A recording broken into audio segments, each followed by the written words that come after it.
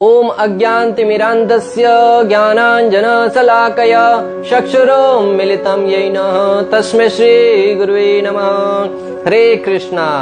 आज गीता श्रृंखला के चौथे सत्र में आप सभी का हार्दिक स्वागत है। आज हम भगवत गीता के प्रथम अध्याय के तीसरे श्लोक पर चर्चा करेंगे। आइए, श्लोक इस प्रकार है। पश्यतां पांडुपुत्राणाम् आचार्य महतीं समों व्यूढ़ां द्रुपद पुत्रेण तव शिष्येण धीमता। अर्थात, हे आचार्य, पांडु पुत्रों की विशाल सेना को देखे जिसे आपके बुद्धिमान शिष्य द्रुपद के पुत्र ने इतने कौशल से व्यवस्थित किया है। दुर्योधन युद्ध प्रारंभ होने से पूर्व अपने गुरु द्रोणाचार्य के पास जाकर पांडवों की सेना के बारे में उनको बताते हैं।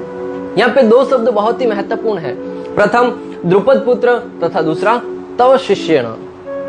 यहाँ पर दुर्योधन द्रोणाचार्य के दोषों की तरफ इंगित करते हुए कहते हैं कि द्रुपद पुत्र तथा आपके शिष्य ने इस सेना को बहुत ही सुचारू ढंग से व्यवस्थित किया है। अगर वो चाहते तो सीधा सीधा ये कह सकते थे कि धृष्टद्युम्न ने पांडवों की सेना को सुचारू ढंग से व्यवस्थित किया है, परंतु दुर्योधन है वो अपने गुरु की गलती की तरफ इंगित करते हैं।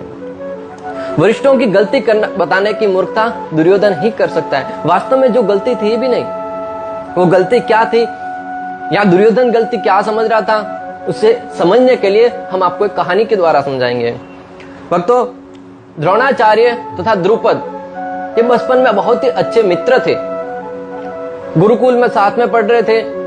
दोनों की मित्रता इतनी घनिष्ठ थी कि दोनों ने आपस में ऐसा एक दूसरे के साथ संधि किया, ऐसा एक दूसरे से प्रॉमिस किया, अगर किसी को किसी की सहायता की आवश्यकता पड़ी तो बिना किसी संकोच के वो अपने मित्र के पास मांगने आ सकता है।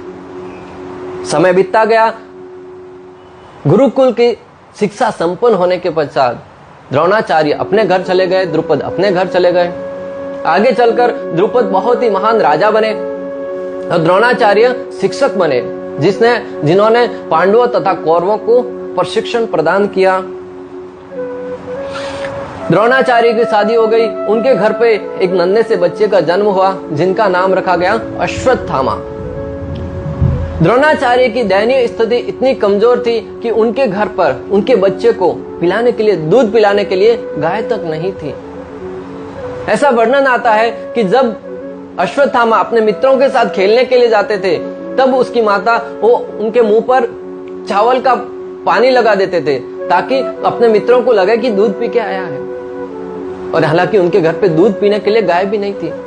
तब अपनी पत्नी के कहने पर द्रोणाचार्य अपने मित्र द्रुपद के पास जाकर गाय मांगने के लिए जाते हैं। जैसे ही वहां जाकर द्रोणाचार्य ने द्रुपद के सामने अपनी मांग रखी कि मुझे गाय चाहिए, ऐसी मांगने की इच्छा से जब अधिकार से मांगा तब द्रुपद को बहुत गुस्सा आया और वो अनेक बातों के द्वारा उन्होंने द्रोणाचार्य का अपमान करना प्रारंभ कर दिया कि तुम ब्राह्मण हमेशा मांगते ही आए हो और यहाँ पे मांगने भी आए हो तो ऐसे भाव से आए हो।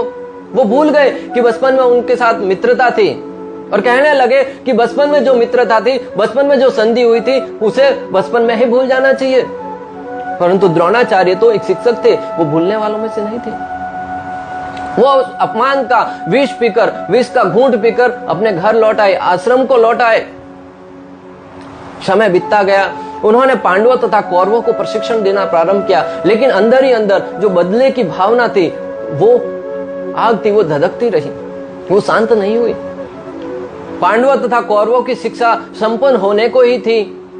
एक दिन द्रोणाचार्य ने सोचा कि परीक्षा तो ले लूं, कौन सा शिष्य है वो उत्तम है, कौन सा शिष्य मेरी जो आवश्यकता है, जो द्रुपद से बदला लेने की मेरी इच्छा है, वो पूरा कर सकता है।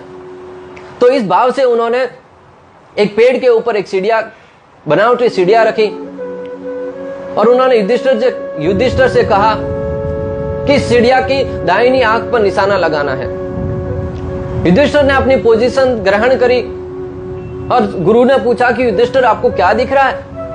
तब युधिष्ठिर कहने लगे, गुरुदेव मुझे पूरा आसमान दिख रहा है, आपके शरण दिख रहे हैं, पेड़ दिख रहा है, सीढ़ियां दिख रही है। गुरु ने कहा बस हो गई आपकी परीक्षा। युधिष्ठिर वहां से दूर आए। दुर्योधन से कहा कि दुर्योधन तुम वहां पे निशाना लगाओ। दुर्योधन जैसे ही निशाना लगाने के लिए अपनी पोजीशन ली, दुर्योधन से भी गुरु ने वही बात पूछी कि दुर्योधन आपको क्या दिख रहा है। तब दुर्योधन हमेशा नकल करता रहता था, कॉपी पेस्ट, कि मुझे गुरुदेव मुझे बड़ा आसमान दिख रहा है, आपके शरण दिख रहे हैं, आप दिख रहे हैं, पेड़ दिख रहा है, सीढ़ियां दिख रही है। गुरुदेव ने बोला कि बस हो गया, आ जाइए आप भी। फिर गुरुदेव ने अंतिम आशा से अर्जुन की तरफ संकेत करते हुए अर्जुन से कहा कि अर्जुन तुम निशाना लगाइए। अर्जुन अपने गुरु के वंदन करके अपने स्थान पर गए, पोजीशन लिया। जैसे ही निशाना लगाने गए, गुरुदेव ने कहा कि बोलो अर्जुन आपको क्या दिख रहा है। अर्जुन ने कहा कि गुरुदेव मुझे सिर्फ सीढ़िया की दाहिनी आंख दिख रही है। गुरुदेव समझ गए कि एकमात्र यही धनुर्धर है, क्योंकि जो योद्धा है उसको सिर्फ और सिर्फ अपना लक्ष्य दिखना चाहिए। ये सिर्फ अर्जुन की बात नहीं है, हमें भी इस बात से बहुत ही सुंदर सिद्धांत सीखने को मिलता है कि जीवन में हमारा जो ध्येय है ना, एकमात्र वो हमारा लक्ष्य है। चाहे भौतिक क्षेत्र में हो, आध्यात्मिक क्षेत्र में हो, जहां कहीं भी हमें सिर्फ और सिर्फ अपना ध्येय दिखना चाहिए। हमें भगवान श्री हरि के श्री चरणों के तरफ लक्ष्य करके, हाँ भौतिक जगत के सारे कार्यों, परिवार के प्रति है, समाज के प्रति है, देश के प्रति है, सारे कार्य संपन्न करने हैं, परंतु हमारा एकमात्र लक्ष्य होना चाहिए, गोल होना चाहिए भगवान श्री हरि के श्री चरणों की सेवा, भगवान के भक्तों की सेवा। और जब इस लक्ष्य को ध्यान में रखते हुए हम जीवन के पथ पर चलेंगे ना, तो जीवन में कितनी भी समस्याएं क्यों नहीं आए, कितनी भी प्रॉब्लम क्यों ना आए, इन समस्याओं का समाधान यूं हो जाएगा जिस प्रकार अर्जुन के जीवन में कितनी सारी समस्या आई, भगवान श्री कृष्ण ने हर एक समस्या का यूं समाधान कर दिया जैसे समस्या आई ही नहीं थी। द्रोणाचार्य समझ गए कि अर्जुन ही मेरी इच्छा पूर्ण कर सकता है, तो उन्होंने पांडवों तथा कौरवों को बुलाया और कहा, युधिष्ठिर से कहा कि तुम जाकर द्रुपद को, 500 भाई जाकर द्रुपद को बंदी बनाकर मेरे सामने लेके आओ। दुर्योधन हमेशा द्वेषी और क्रोधी, दुर्योधन ने कहा कि गुरुदेव मैं जाऊंगा सर्वप्रथम। तो दुर्योधन से गुरुदेव ने कहा कि ठीक है तुम जाइए। दुर्योधन अपनी सारी हस्तिनापुर की सेना लेकर द्रुपद से युद्ध करने के लिए चल पड़ा। द्रुपद ने उनकी सेना को पराजित करके वापस भेज दिया। मुंह लटकाए दुर्योधन गुरुदेव के सामने आकर हाथ जोड़े खड़ा हो गया। गुरुदेव ने कहा कि क्या हुआ, गए थे तब तो बड़े छाव से गए थे, लेकिन आए तब मुंडी नीचे करके आए हो। दुर्योधन कुछ बोल नहीं पाया। तब द्रोणाचार्य ने आशा भरी निगाहों से अर्जुन की तरफ देखा और युधिष्ठिर से कहा कि आप जाइए। तब दुर्योधन तो सारी सेना को लेके गया था, लेकिन युधिष्ठिर थे वो सिर्फ और सिर्फ अपने 500 भाइयों के साथ द्रुपद के सेना का सामना करने के लिए चल पड़े। उन्होंने युद्ध में राजा द्रुपद को पराजित कर दिया और बंदी बनाकर अपने गुरु के समक्ष लेके आए। तब द्रोणाचार्य ने कहा कि सारा का सारा राज्य मेरा हो गया, तुमने तो अपना वादा तोड़ दिया आधा राज्य लौटाने का, अपने मित्र की सहायता करने का, परंतु मैं अपना वादा नहीं भूला हूं। मैं आधा राज्य तुमको दान में देता हूं, आधा राज्य तुमको दान में देता हूं ताकि तुम अपना जीवन निर्वाह उस पर कर लो। एक तो क्षत्रिय खून था और अंदर से इतना अपमान सहकर द्रुपद थे वो आग बबूला हो गए। अंदर ही अंदर बदला लेने की भावना आग में घी डालने का काम करने लगी। द्रुपद वन में जाकर ऋषि के सामने प्रार्थना करने लगे, मुझे ऐसा यज्ञ करवाए जिससे मुझे ऐसा पुत्र प्राप्त हो जो मेरे अपमान का बदला ले सके, द्रोणाचार्य का वध कर सके। तो उनका यज्ञ संपन्न किया गया। यज्ञ में से धृष्टद्युम्न और द्रौपदी का प्राकट्य हुआ और धृष्टद्युम्न बड़े होकर द्रुपद ने उसी धृष्टद्युम्न को शिक्षा लेने के लिए द्रोणाचार्य के पास भेजा। और द्रोणाचार्य ने ये कहकर मना नहीं किया कि मेरा वध करने वाला, द्रोणाचार्य को सब पता था कि आगे चलकर मेरी मृत्यु का कारण यही बनेगा, परंतु फिर भी उन्होंने उसे प्रशिक्षण दिया। यह है द्रोणाचार्य की महानता। अक्सर लोग कहते हैं कि द्रोणाचार्य ने एकलव्य के साथ पक्षपात किया, परंतु इसको गहराई से समझने का प्रयास करेंगे ना भक्तों, तो एकलव्य के साथ तो दुर्व्यवहार हुआ ही नहीं, उनके साथ पक्षपात तो हुआ ही नहीं, क्योंकि एकलव्य थे वो निषाद जाति के थे और निषाद जाति का कार्य होता है कि वो वन का संरक्षण करे, वन के पशु पक्षियों का और पेड़ पौधों का संरक्षण करे, उनकी रक्षा करे। निषाद जो जाति होते हैं ना, उनको जो क्षत्रियों का धर्म युद्ध होता है उसमें भाग लेने का तब तक अधिकार नहीं है जब तक क्षत्रिय उनको आमंत्रण न दे, बुलावा न दे, राज्य को उनकी आवश्यकता न पड़े।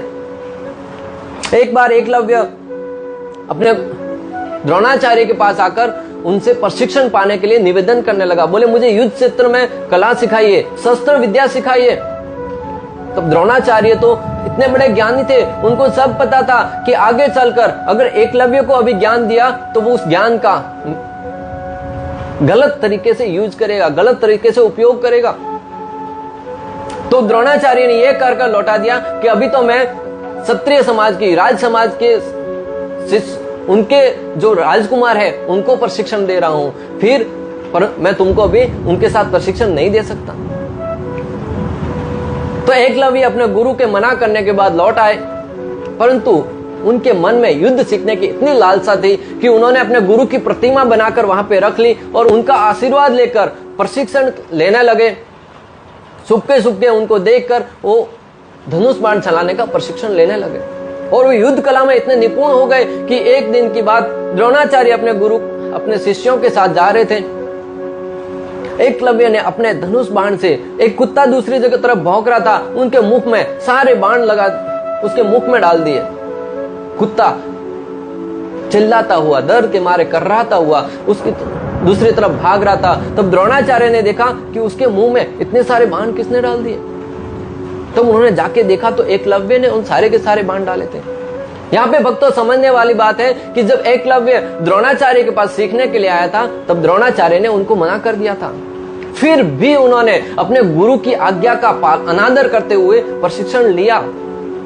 यानी कि उन्होंने अपने गुरु के वचनों का अपमान किया, गुरु की बात को नहीं माना।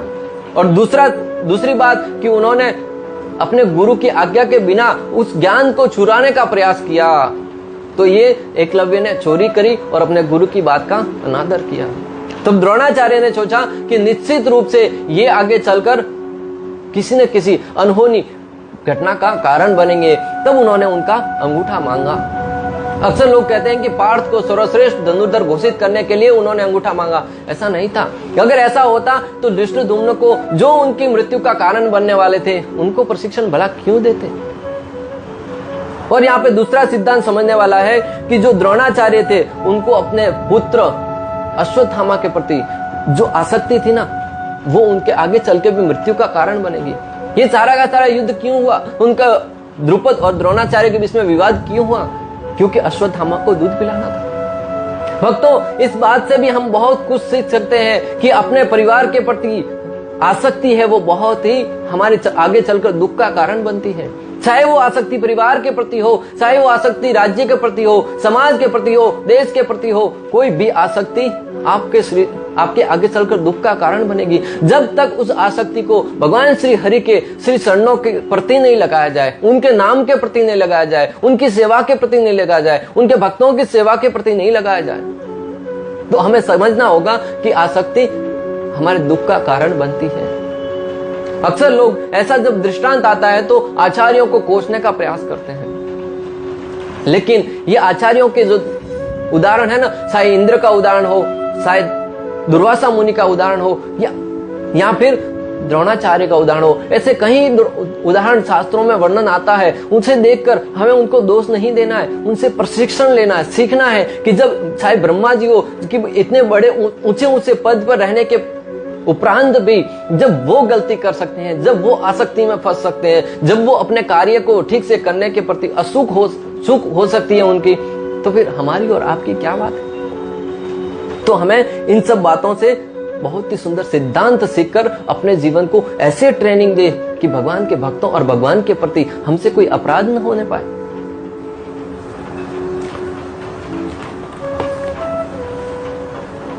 आचार्यगण कहते हैं कि शस्त्र किस लिए चलाया जा रहा है वह महत्वपूर्ण है। शस्त्र चलाना महत्वपूर्ण नहीं है, लेकिन शस्त्र किस लिए चलाया जा रहा है वो सबसे महत्वपूर्ण है। जिस प्रकार एक चाकू से ऑपरेशन भी किया जा सकता है और उसी चाकू से किसी का मर्डर भी किया जा सकता है, किसी की जान भी ली जा सकती है। तो चाकू चलाना महत्वपूर्ण नहीं है, चाकू का प्रयोग किस लिए किया जा रहा वो महत्वपूर्ण है। तो द्रोणाचार्य इस बात को समझ गए थे कि शस्त्र चलाना एकलव्य को सिखाना आगे चलकर समाज में उत्पात मचाने के बराबर होगा। और उसने वैसा ही किया, एक असहाय कुत्ते के मुख में इतने सारे बाण डाल दिए। आचार्यगण कहते हैं कि योद्धा तो वह है जो बाघ के मुंह में हाथ डालकर उसके दांतों को गिन ले। कहने का तात्पर्य यह है कि योद्धा वह महान है जो अपने से महान व्यक्ति को, अपने से शक्तिशाली व्यक्ति के से उसके सामने जाकर डटकर खड़ा हो जाए और उसके सामने जब विजय प्राप्त होगा ना, तब योद्धा की महानता होती है, योद्धा की जय जयकार होती है। अपने से निर्बल व्यक्ति को तो कोई भी मार सकता है, भला एक बच्चे को तो कोई भी मार सकता है, लेकिन अपने से बड़े के सामने जब जाकर भिड़ते ना, तब वो महान योद्धा कहलाता है। वैदिक ज्ञान और आज के ज्ञान में बहुत ही अंतर है। आज के ज्ञान का जहां व्यापार होता है, यूं ही कहना ये शब्द बहुत ही उचित है कि आज तो जो शिक्षा है, जो ज्ञान है, उसको व्यापार बना लिया है। पहले वैदिक सभ्यता में क्या होता था कि गुरुकुल के बच्चे बचपन से ही गुरु के शरणों में, सानिध्य में रहकर गुरु की हमेशा सेवा करते थे। भगवान श्री कृष्ण ने भी भगवत गीता में कहा, तत्विधि प्रणिपातेन परिप्रश्नेन सेवया उपदक्ष्यन्ति ते ज्ञानम ज्ञानिनम तत्वदर्शिनः। अर्जुन से कहा कि हे अर्जुन, अपने गुरु के पास जाकर बहुत ही सेवा भाव से गुरु की सेवा करो और उनके सामने विनती निवेदन करो, वो निश्चित रूप से तुम्हें ज्ञान प्रदान करेंगे, क्योंकि उन्होंने सत्य का दर्शन किया है। और आज की तारीख में क्या हो रहा है, गुरु के सामने जाके कोई निवेदन नहीं करता। गुरु को अगर गुरु मारे तो कहते हैं कि हमने तुम्हें पैसा दिया है, धन के बदले में, यानी कि बिजनेस बना दिया, व्यापार बना दिया है शिक्षा के क्षेत्र को। तो आज के जब शिक्षक कहते हैं ना कि आज के बच्चे तो नालायक पैदा हो रहे हैं, कुछ अपने गुरु का सम्मान ही नहीं करता, आपसे क्या सीख रहे हैं वो, आप कैसा आचरण करते हैं, उनको पढ़ाने से पहले उनकी फीस मांग लेते हैं और अपना हमेशा आपको इस भाव से उनको शिक्षा देते हैं कि जब मैं उनको शिक्षा दूंगा ना तो उसके बदले में मुझे धन प्राप्त होगा। और जब इस भाव से शिक्षा देंगे ना भक्तों, तो निश्चित रूप से शिष्य के हृदय में भी वही भाव आएगा, उसको भी हमेशा वही प्रशिक्षण मिलेगा कि मुझे धन कमाना है, धन कमाना है, धन कमाना है। और गुरु के प्रति सम्मान का भाव नहीं आएगा, गुरु के प्रति वही भाव आएगा जो गुरु उनको सिखा रहा है। वैदिक सभ्यता में पहले शिक्षक के पास पढ़ने जाते थे, जब शिक्षा संपन्न हो जाती थी तब जाकर शिष्य अपनी इच्छा अनुसार उनको गुरु दक्षिणा देते थे। तो गुरु ज्ञान को दूसरों का हृदय का, उनके चरित्र का निर्माण करने के लिए उनको ज्ञान प्रदान करते थे। और जब वो ज्ञान ग्रहण करके शिष्य अपनी क्षमता के अनुसार अपने परिवार की, अपने राज्य की, अपने देश की, अपने समाज की, हर एक की रक्षा करते थे, उनकी सेवा करते थे। और आज की तारीख में मैं और मेरा की भावना में हमेशा पड़े रहते हैं कि मैं ज्ञान अर्जित करूंगा ताकि मैं कुछ बढ़ सकूं और मैं बन सकूंगा तो मैं अपने इंद्रियों का भोग करूंगा। समाज की सेवा का तो कभी मन में भाव ही नहीं आता, क्योंकि ऐसा कभी देखा नहीं और नहीं सुना है।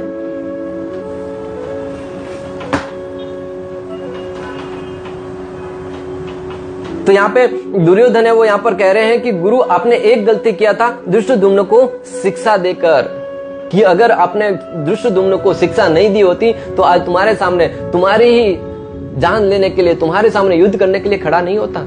द्रोणाचार्य ने धृष्टद्युम्न को वो सारा प्रशिक्षण दिया जो एक योद्धा को देना चाहिए, युद्ध की कला का हर एक ज्ञान उनको प्रदान किया, यानी कि द्रोणाचार्य पक्षपाती नहीं थे। और दुर्योधन कह रहे हैं कि दूसरी गलती अभी ये मत करना कि युद्ध में तुम पांडवों के साथ कुछ समझौता करके युद्ध में वो सब मत करना। अभी एक गलती तो कर दी, अभी दूसरी गलती मत करना। और गुरु का अपमान करने के कारण दुर्योधन को न तो गुरु का मानसिक समर्थन मिल पाया और न ही गुरु का आशीर्वाद प्राप्त हुआ। और इसका प्रमाण भक्तों आपने देखा होगा कि युद्ध का प्रारंभ होने से पूर्व भी द्रोणाचार्य और भीष्म पितामह ने पांडवों को अपना विरोधी होते हुए भी उन्हें विजय भव का आशीर्वाद दिया, परंतु कौरवों को नहीं दे पाए। गुरु की कृपा से ही जीवन में सफलता प्राप्त होती है, इस बात को आप गांठ बांध लो। अगर आपने गुरु की अच्छे से सेवा करी है, उनको प्रसन्न किया है, उनके एक एक शब्द को अपने जीवन में धारण किया है, गुरु मुखा पद्मा वाक्या, कि गुरु के मुख से निकले हुए एक एक शब्द को अपने जीवन का मकसद बना लो, जीवन का मिशन बना लो। और जो व्यक्ति ऐसा करता है ना, उसकी जीवन में सफलता है, वो ध्रुव है, निश्चित है। गुरु की कृपा से जीवन में सफलता मिलती है। और शिष्य है वो 3 प्रकार के होते हैं। आचार्यगण कहते हैं कि प्रथम शिष्य वो है जो आज्ञाकारी शिष्य है। एक आज्ञाकारी शिष्य होते हैं, गुरु के मुख से शब्द निकले और उसे पूर्ण रूप से अमल में ला लेते हैं, अपने जीवन का मकसद बना लेते हैं। और दूसरे प्रकार के शिष्य होते हैं ढोंगी शिष्य। गुरु के आगे पीछे हमेशा घूमते हैं, गुरु के हमेशा यशोगान करते हैं, बखान करते हैं, लेकिन गुरु क्या कह रहे हैं उसका जीवन में पालन नहीं करते। हमेशा गुरु के सामने ढोंग करते हैं कि गुरु ये हो गया, गुरु वो हो गया, ये हो गया, लेकिन गुरु के शब्दों के अपने जीवन में उसका पालन नहीं करते हैं। गुरु मुखा पद्मा वाक्या, कि गुरु के मुख से निकले हुए एक एक शब्द को अपने जीवन में उतारना चाहिए, लेकिन ढोंगी शिष्य नहीं उतारते। और तीसरे होते हैं गुरु भोगी शिष्य। गुरु भोगी यानी कि गुरु का जो धन है उसका ही भोग करते हैं। श्रील प्रभुपाद का एक उदाहरण आता है। एक बार प्रभुपाद विदेश गए थे, तब जैसे एयरपोर्ट पर उतरे, उनके शिष्य उनको बड़ी गाड़ी लेकर वहां पे लेने के लिए आए, रिसीव करने के लिए आए। प्रभुपाद जी ने देखा, अरे इतनी बड़ी गाड़ी, ये सब कहां से आया? शिष्यों ने कहा, प्रभुपाद जी आपके ही कृपा से। प्रभुपाद जी बोले ठीक है, बोले मैं इतना प्रचार करता हूं इसलिए किसी ने डोनेशन दिया होगा और उस पैसे से उन्होंने लाई होगी। मंदिर में गए, मंदिर में इतना सुंदर मंदिर बनाया, इतना सारा वहां पे श्रृंगार किया हुआ है और इतने सुंदर सुंदर व्यंजन प्रभुपाद जी को खिला रहे हैं। प्रभुपाद जी ने फिर पूछा, ये सब कहां से? प्रभुपाद जी आपकी ही कृपा है। अनेक प्रकार के ऐसे ऐसे कार्य किए। प्रभुपाद जी ने जब भी पूछा, बोले प्रभुपाद जी आपकी कृपा है। अंत में प्रभुपाद जी ने उस मंदिर के जो ट्रस्टी थे, मंदिर का जो संचालन करते थे, उनसे पूछा कि ये सब हमेशा बार बार ये कह रहे कि प्रभुपाद जी आपकी कृपा, इसके पीछे राज क्या है? प्रभुपाद जी बहुत बुद्धिमान थे, अपने शिष्यों के हृदय की बात जान गए थे, फिर भी क्लियर करने के लिए पूछा कि इसके असली अर्थ क्या है। तब उन्होंने कहा कि प्रभुपाद जी ये आपका जो बैंक बैलेंस है, आपका पर्सनल अकाउंट है, उसमें से धन लेकर, उसमें से पैसे निकालकर ये सब सारी वस्तुएं उपयोग कर रहे हैं। प्रभुपाद जी ने कहा कि उनको समझाइए कि ये ठीक नहीं है। गुरु के पैसे का उपयोग अपनी इंद्रिय तृप्ति के लिए करना ये ठीक नहीं है, अधोगति की तरफ जाएंगे। इसलिए जीवन में जो भी व्यक्ति अपने गुरु की सेवा में लगा रहता है, परंतु उसे समझना चाहिए कि गुरु के पैसों का उपयोग अपने निजी स्वार्थ के लिए न करे, गुरु की सेवा के लिए करे। ठीक है, हो सके तो गुरु की सेवा के लिए भी अपना धन का ही उपयोग करना चाहिए, परंतु इस बात को ध्यान में रखें कि गुरु की वस्तुओं को अपने जीवन में, अपने निजी जीवन में प्रयोग करना आपके लिए, आपके आध्यात्मिक जीवन के लिए बहुत ही घातक सिद्ध हो सकता है। आज तो आपको लगता है कि समाज आपके वाहवाही कर रही है, आप हमेशा गुरु के आगे पीछे घूम रहे हैं, लेकिन भगवान परमात्मा है, वो देख रहे हैं, आपके अधोगति का कारण बनेगा। इस प्रकार तीसरा श्लोक का आज हम यहीं पे विराम देते हैं। आप सब अंत तक हमारे साथ बने रहे।